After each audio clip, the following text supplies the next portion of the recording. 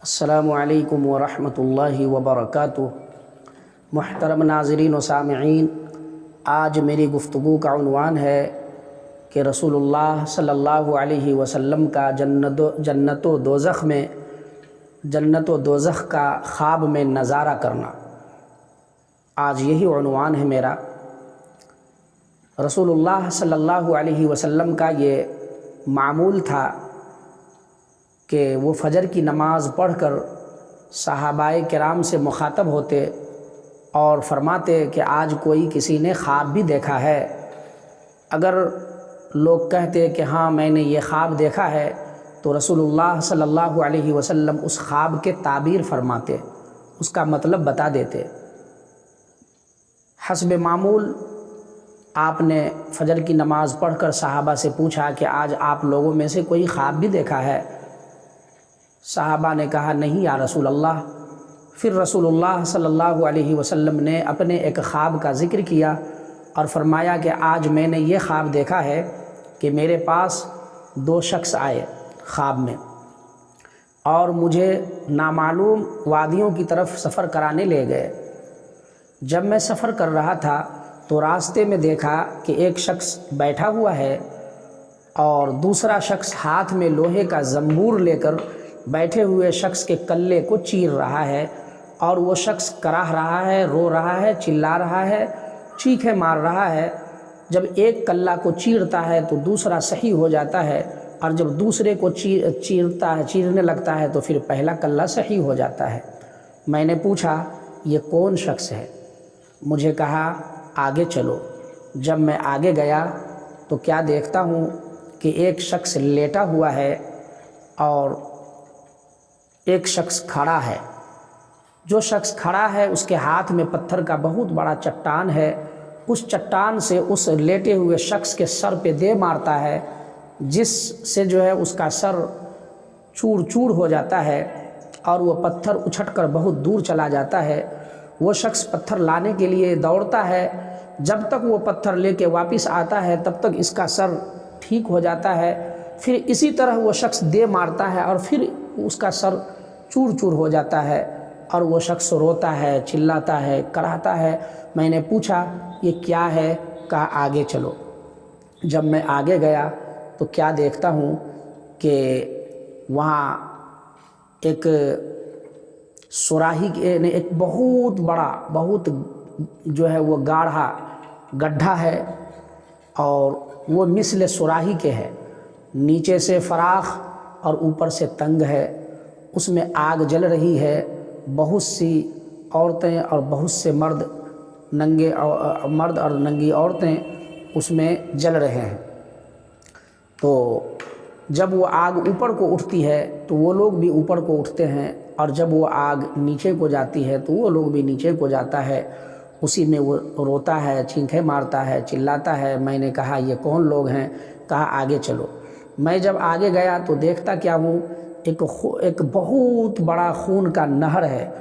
اس نہر میں، اس ندی میں، خون کی ندی میں جو ہے ایک شخص تیر رہا ہے، اور چاروں طرف سے لوگ پتھر لے کے کھڑے ہیں، اور جیسے ہی وہ شخص جو ہے ندی سے اوپر آنا چاہتا ہے، جیسے ہی کنارے پہ آتا ہے تو کنارے میں کھڑا ہوا شخص جو پتھر لیے ہوا ہے وہ اس کے منہ پہ مارتا ہے۔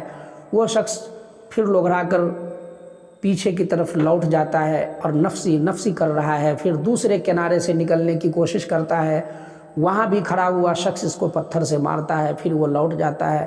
اسی طریقے سے ہر طرف سے یہ کوشش کرتا ہے کہ میں نکل جاؤں، لیکن یہ نکل نہیں پاتا ہے، نفسی کر رہا ہے۔ میں نے پوچھا یہ کون شخص ہے؟ کہا آگے چلو۔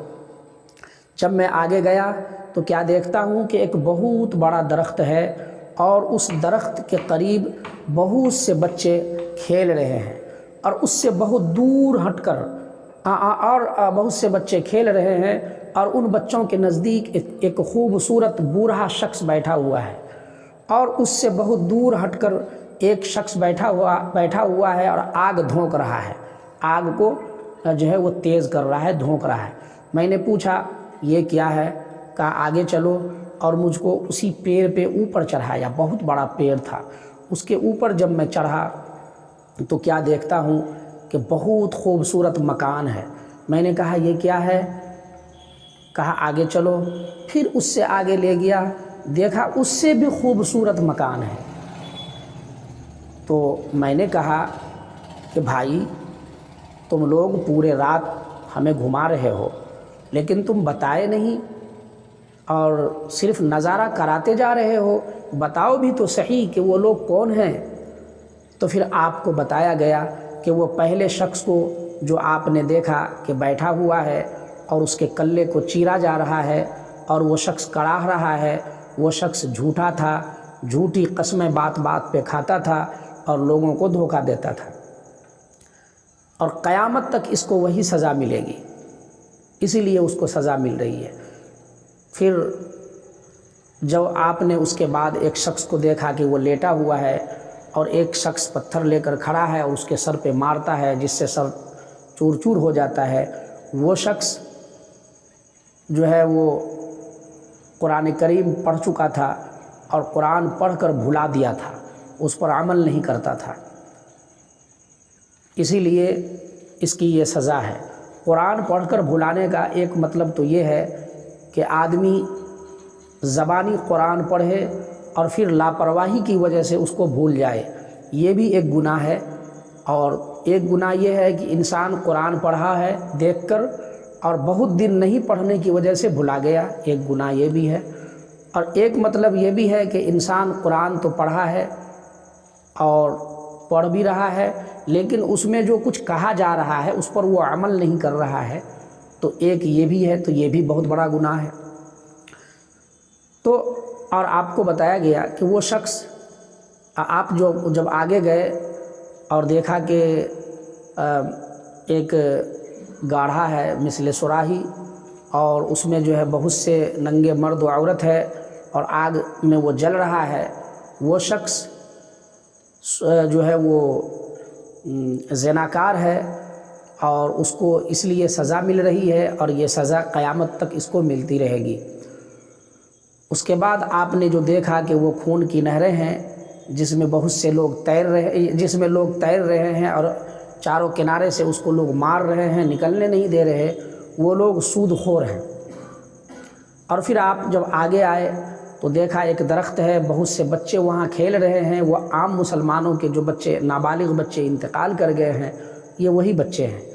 اور پھر اس کے قریب میں جو ایک بوڑھے شخص بیٹھے ہوئے، وہ حضرت ابراہیم علیہ السلام تھے، اور اس سے بہت دور ہٹ کر جو ایک شخص آگ دھوک رہا تھا وہ مالک داروغہ تھا، یہ مالک دوزخ تھا، دوزخ کا داروغہ تھا۔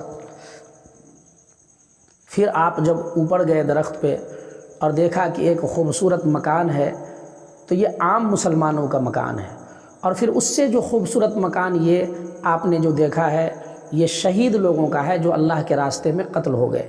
اور پھر آپ کو کہا آپ سر اٹھائیے، جب آپ سر اٹھائے تو دیکھتے ہیں کہ ان سب سے بھی خوبصورت ایک مکان ہے جو بادل کی طرح ہے اور بہت خوبصورت مکان ہے۔ آپ سے کہا گیا کہ یہ، یعنی رسول اللہ صلی اللہ علیہ وسلم سے کہا گیا کہ یہ آپ کے لیے ہے، تو رسول اللہ صلی اللہ علیہ وسلم نے فرمایا کہ پھر مجھے چھوڑ دو، میں اپنے مکان میں جاتا ہوں۔ تو وہ شخص کہنے لگے کہ ابھی آپ کا وقت نہیں ہوا ہے، جب وقت آئے گا تو یقیناً آپ اس میں آئیں گے۔ تو دیکھیے بھائی، اس میں بھائیوں اور بہنوں، اس میں جو چند باتیں کہی گئی ہیں کہ ایک تو جو ہے وہ جھوٹی قسمیں کھانے کی وجہ سے اس کو سزا مل رہی ہے، تو اپنے معاشرے میں لوگ جھوٹ کو گناہ نہیں سمجھتے، بات بات پہ جھوٹ بولتے ہیں، جھوٹی قسمیں کھاتے ہیں، یہ سنگین گناہ ہے، اللہ تعالی ہم سب کو اس سے بچائے۔ دوسرا جو آپ نے دیکھا کہ قرآن یعنی عالم ہے اور وہ عمل نہیں کر رہا ہے، اس کی وجہ سے تو اللہ ہم سب کو عمل کی بھی توفیق دے اور ہم سب عمل کریں، اس میں کوتاہی نہ کریں۔ پھر آپ نے جو دیکھا کہ زناکار لوگوں کو سزا مل رہی ہے، تو یہ زنا بھی بہت سنگین گناہ ہے، اللہ سے ہمیشہ اس کے لیے پناہ مانگنی چاہیے اللہ کی۔ اور پھر آپ نے جو دیکھا سنا کہ وہ خون کی ندی ہے اور اس ندی میں لوگ تیر رہے ہیں اور وہ سود خور ہیں، تو سود خور کے بارے میں بھی بڑا جو ہے وہ سنگین عذاب ہے۔ حدیث میں آتا ہے کہ سود لینا اور ماں سے زنا کرنا یہ برابر ہے، لہٰذا بہت بڑا گناہ ہے۔ بہت ساری وعیدیں آئی ہیں سود کے بارے میں، تو اللہ سے دعا مانگنی چاہیے کہ اللہ ہم کو اس سود سے بچا، سود جیسی بلا سے۔ پھر بہت سارے گناہ ہیں جس سے ہم لوگ نہیں بچتے یا بچنے کی کوشش نہیں کرتے، تو ہم گناہوں سے اسی وقت بچیں گے جب گناہوں سے بچنے کی کوشش کریں گے اور اللہ سے توفیق مانگیں گے۔ تو اللہ تعالی ہم سب کو گناہوں سے بچنے کی توفیق عطا فرمائے، آمین یا رب العالمین۔